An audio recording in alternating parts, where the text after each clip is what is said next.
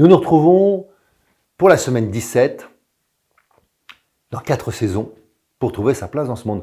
Alors aujourd'hui, nous allons nettoyer et harmoniser nos relations. Vos relations. Mes relations. Alors le premier exercice que je vous propose, nous allons en avoir plusieurs. La première chose que je vais demander, c'est de penser à une relation que vous souhaitez améliorer. Prenez votre temps. Prenez votre carnet. Pensez à une relation que vous souhaitez améliorer.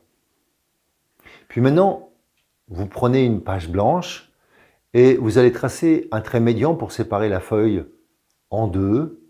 À gauche, vous allez définir vos attentes dans la relation avec cette personne, ou ce groupe si c'est un groupe de personnes. Et à droite, vous allez écrire les apports que vous allez apporter à cette relation. Remplissez bien les deux colonnes le plus précisément possible et comparez si cela vous semble équilibré ou pas. J'entends équilibré dans le sens que vous ressentez que vous apportez autant que vous en espérez. Si au contraire vous apportez beaucoup plus, est-ce que c'est juste pour vous? Si vous apportez pas grand-chose, est-ce que c'est juste pour le groupe ou la personne? Ça peut l'être, ce n'est pas obligatoirement nécessaire qu'elle soit équilibrée. Par contre, il est nécessaire de s'en rendre compte. Autrement dit, est-ce que vous avez trop ou pas assez d'attentes? Est-ce que vous fournissez trop ou pas assez d'apports? Pour ne pas avoir l'impression ensuite qu'il y a quelque chose qui soit injuste. Prenez conscience de ce qui vous permettrait davantage d'équilibre et vous allez oser demander ou proposer un rééquilibrage à l'autre ou à vous-même. Idéalement, il est utile que les deux parties fassent le même exercice et échangent sur leur vision de la situation. Une fois de plus, vous pourriez prendre un tableau et chacun aurait son tableau. Vous seriez, mettons, à droite et vous auriez écrit votre tableau avec ces deux colonnes et l'autre aurait fait la même chose. Donc vous ne regardez pas vos tableaux jusqu'à que vous avez fini tous les deux. Ça peut marcher dans un couple.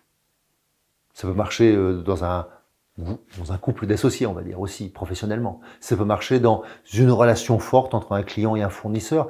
À un moment ou à un autre, quand on se définit comme partenaire, il va falloir clarifier cette vision de la situation. Alors pour ma part, je l'utilise en couple, je l'utilise avec mes associés, avec mes partenaires et je l'ai même fait avec mes enfants. Il est aussi nécessaire de définir vos seuils ou zones d'intolérance pour que la relation soit saine et durable entre vous. C'est-à-dire ce qui n'est pas possible pour vous dans la relation. L'autre devant aussi préciser ses zones ou ses seuils d'intolérance.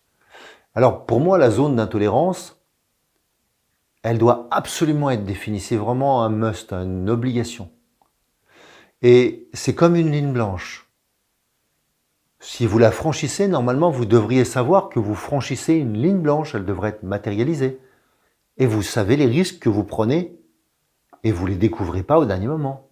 Donc si jamais dans ma relation, je n'ai pas pris conscience que je suis de l'autre côté de la ligne, ça veut dire que je suis en train d'abîmer ma relation à l'autre et que je crois que je fais ça sans risque. La première fois que je le fais, c'est une erreur. On a le droit à des erreurs. On apprend. Là, idéalement, j'essaie de vous dire, vous pourriez apprendre avant d'avoir fait l'erreur que ça serait une erreur. Vous le faites maintenant en connaissance de cause, puisque vous savez que c'est une ligne blanche et vous l'enfreignez. Vous la traversez. Prenez le temps de définir donc vos zones d'apport, vos zones d'attente et vos zones d'intolérance. Vous verrez que vous pourrez entretenir avec ça vos relations. Et la relation à vous-même aussi. Je vous propose maintenant l'exercice 2. Vous pouvez reprendre l'exercice de Ho'oponopono pour nettoyer vos relations. Prenez votre carnet et écrivez ce qui vous tracasse dans les relations que vous avez avec tel ou un tel. Puis connectez-vous à vous-même en faisant le silence en vous, par la respiration, par la méditation par exemple. Et redites les mots suivants, désolé. Désolé signifiant que vous reconnaissez le conflit entre vous et l'autre. Pardon, offrant la possibilité de vous pardonner et de pardonner à l'univers d'avoir créé cette situation ou tout autre système qui aurait pu le créer. Merci. Merci correspondant à un merci à votre âme, au divin, à l'univers, d'avoir réveillé cette mémoire de conflit qui était en vous afin de la nettoyer ou de la purifier. C'est « enfin je me débarrasse d'un problème ». Je t'aime représentant la phase de nettoyage de cette mémoire. Vous vous adressez en fait à une énergie d'amour ainsi qu'à l'univers tout entier. Je vous rappelle que Ho'oponopono, c'est une technique qui vous permet de nettoyer ce qui existe en vous, que vous voyez à l'extérieur. Une infime, peut-être, partie de vous continue à être violente. Une infime partie de vous continue à râler. Une infime partie de vous continue à faire des choses, blablabla, qui ne sont pas acceptables de votre point de vue.